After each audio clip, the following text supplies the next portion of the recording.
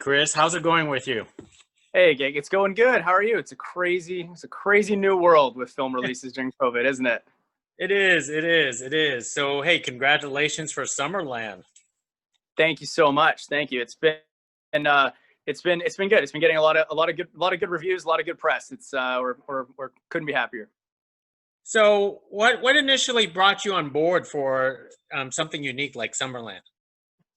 Well, so Kurt Harder, one of the Lanky Boy directors, Kurt wrote the script about 7 or 8 years ago, almost as a one-off, almost as a joke, one of those things you just write for fun.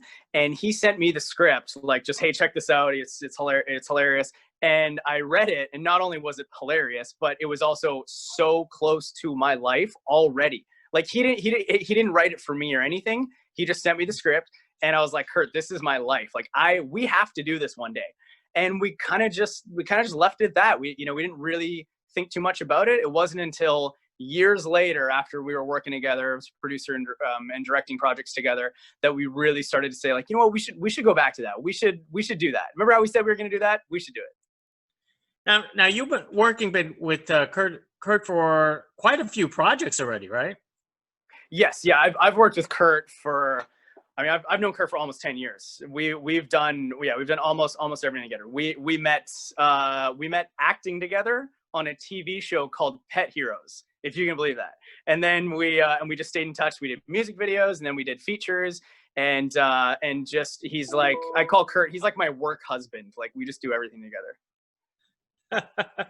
So tell us more about this character that you believe that is so similar to you in his own way. Yeah. Now people are expecting Bray to be me in real life. It's not so much that it's like I was still playing a character, but it was just a lot that I really related to.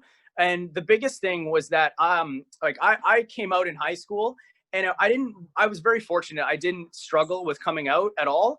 Yet when I came out, I still felt like I wasn't really myself. I still felt like I was pretending to be someone else, that I still had a mask. And I thought that was something really interesting that's not explored a lot in films. You know, when I was growing up, gay characters in films were the comedic relief, the side character, or a stereotype, right? Or if they were the lead, if the movie was about them, it was about their struggle coming out and the bullying, and those are really important stories to tell too.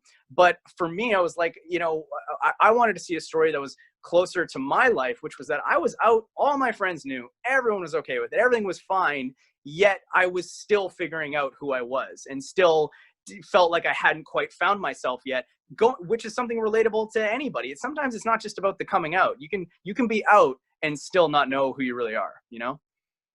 Absolutely. I was afraid you were going to say that you could totally relate to catfishing, because I totally that part. Yeah. No, it's just something about, like, when you connect online, there's something, especially now in COVID, is almost more relatable than ever. There's something to be said about when you connect online. It can be a really good experience where you really get to know each other almost more than some of the people that are actually in your life. I came out to my friends online that I never met before I came out to my parents or even my close friends. Now, when you took the role, because I looked at your filmography, you don't do a lot of acting. You're more of the behind the scenes type of guy. Yeah. So how was that adjustment for Summerland for yourself? It was a big adjustment, because I was definitely used to the producing and the logistics, and like sometimes I had to just like sit there and be like, okay, everything's gonna be fine. Just focus, like, you're in front of the camera. Just don't worry about the stuff happening behind the camera. But working with Kurt, that was the best part of working with Kurt. Like, and Noah. I've known Noah for about 6 or 7 years now. And working with everybody, we're all really close friends. We're all really supportive of that, and we all like helped each other. Whereas even Rory and Maddie, sometimes they're doing sound. Like, sometimes they're holding the boom behind the camera. So it was a really collaborative experience that way. So it was a lot easier to just kind of really focus on the acting, and I had really good actors, like all my friends in the movie, Rory, Maddie, Dylan Playfair. They're all very strong actors. They all definitely really helped me out there. That's great. Yeah. I noticed you were still a little bit behind the scenes, because you got writing credit on Summerland here. Tell about your contribution to this film. Yeah, when I came on board, my biggest I guess my first priority was to just, I was like, there's not going to be any homophobia in the movie. Not that there was in any draft, but it was just really important to me. Like, look, there's, you know, we're in earlier drafts, we're playing with the idea of, you know, does Bray have a disapproving father, you know, a disapproving father? Do we get into that? And it was like, you know, look, it's make it a part of his character and who he is, but we're not going to show any of that. There's no homophobia in the movie. Like, Bray is out. Everyone's fine with it. Like, let's just have a movie where the characters are gay and everyone knows and everyone's just fine. Like, let's move. I was like, I want to steer the ship in that direction because I think that's important. And also a lot of the more specific things with like gay identity of like, just, you know, Bray, how he doesn't want to be in the hookup culture. He just wants a real relationship. He doesn't want to be on the gay dating apps, things like that. I definitely brought a lot of my own experiences to that because that's something that's really prevalent in the gay community, right? There's hookup culture and there's, you know, a lot of gay there's a lot of things that people struggle with just in the gay community that I wanted to bring to the film. Since you brought it up, that was quite interesting. Why Bray didn't just go to the gay apps, you know, basically trying to convince a heterosexual for this entire time. Yeah, well, and there's a scene in the movie where Bray is faced with that temptation that, you know, it's when he meets the gay wizard character, we call him, where he's tempted with that basically they represent two sides of that of like, you know, wanting a real relationship and a real connection, and then there's always that temptation to just go on Grindr or Tinder and just meet somebody, right? There's that temptation of like just to go and hook up with somebody.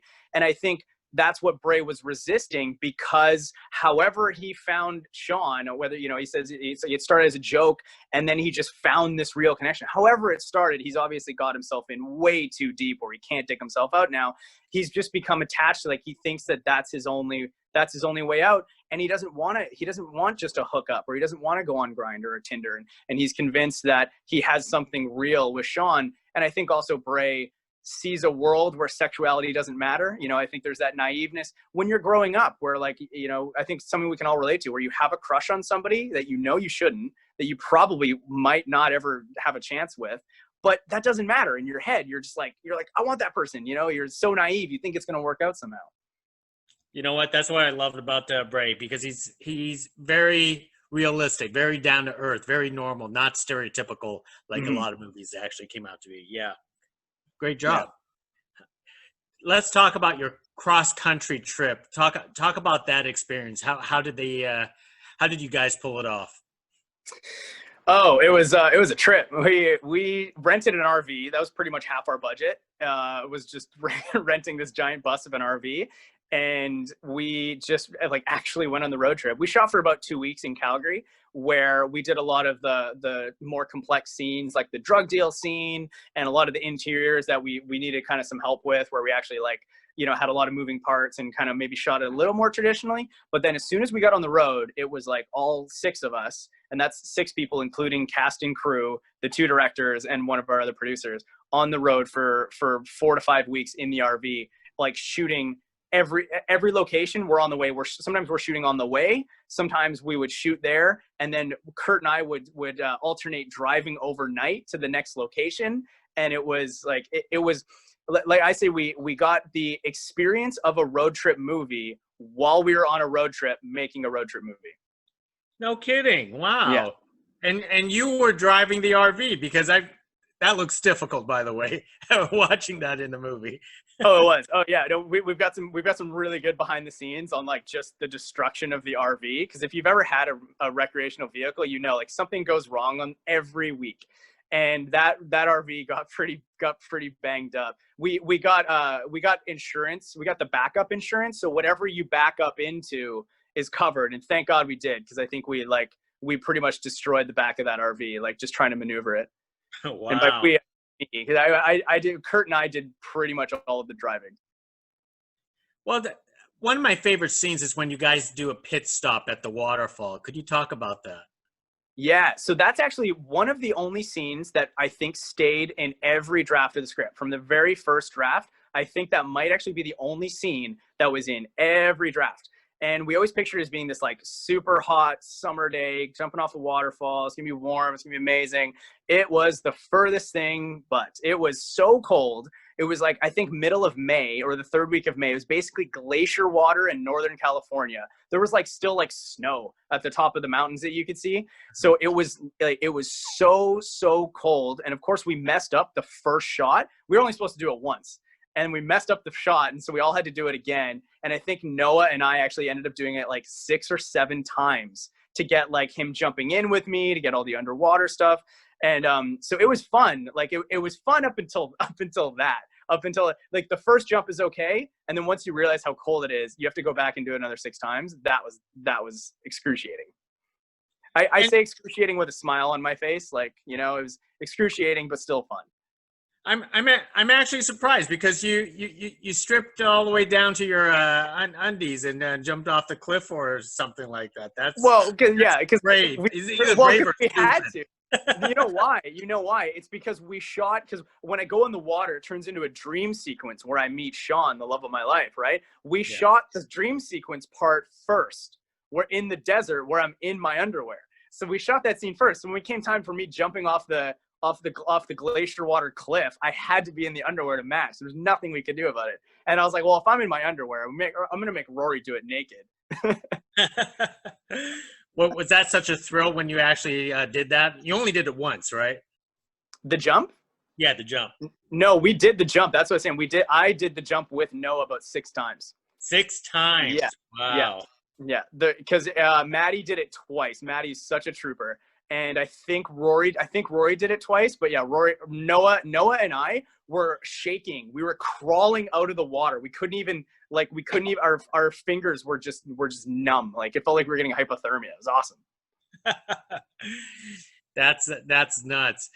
Talk about the Summerland scene. Obviously it's the music festival at the end. That's a great, creation that you guys set up.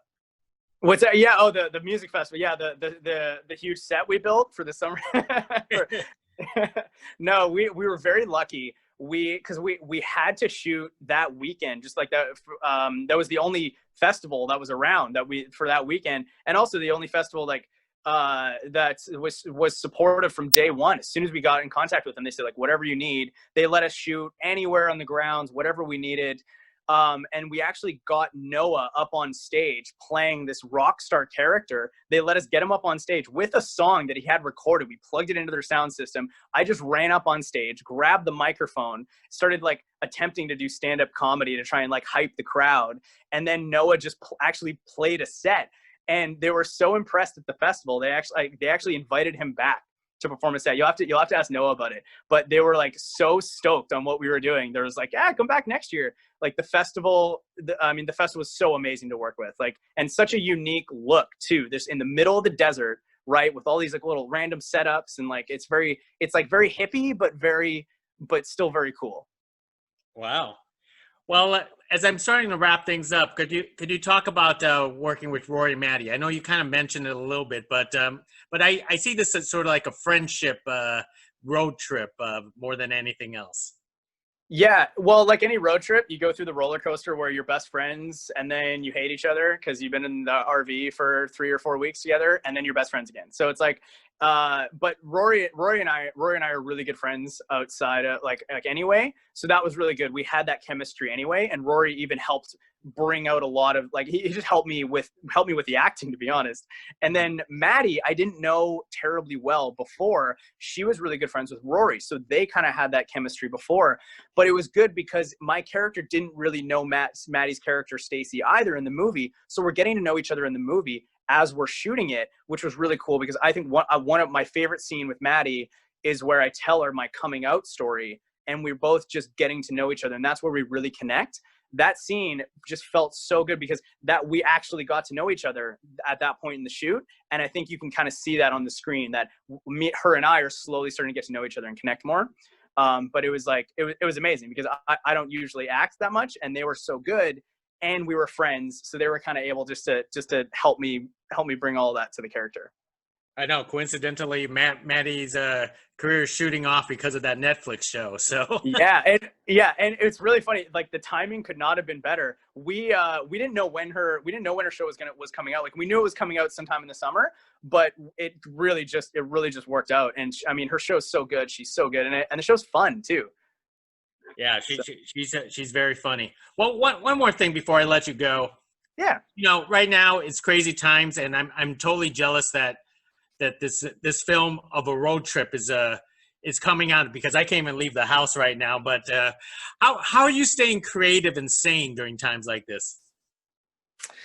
Oh, a group of friends and I, including Kurt and Tesh, one of the other writers on the movie, we have this group where one of us starts a script, and they write 5 pages, and they send it to the next person. That person writes 5 pages, and it goes around to about 6 of us. But when you send your 5 pages, you don't send the whole script. You only send the 5 pages that you wrote. So it's this it's almost like a game of telephone with script writing. And then at the end of it, we've got this 25 or 30 page script that kind of makes sense, but not really, because it kind of grows as each person gets it. You never have the whole context of the story. And so we did that to keep sane during COVID. And it was so much fun. I definitely recommend doing it. It's a good exercise. What happens if one day it actually becomes it makes sense? Would you make the movie or something? Yeah, no, 100%. What's so funny is we had one of them that actually made sense, and somehow plot points that were established in the first 5 but got tied up just by pure coincidence. We have one of the stories that is so good, it's actually it's better than some movies we've seen. We're we have to do this. It's really funny. Excellent. Hey, thank you very much. I really appreciate that.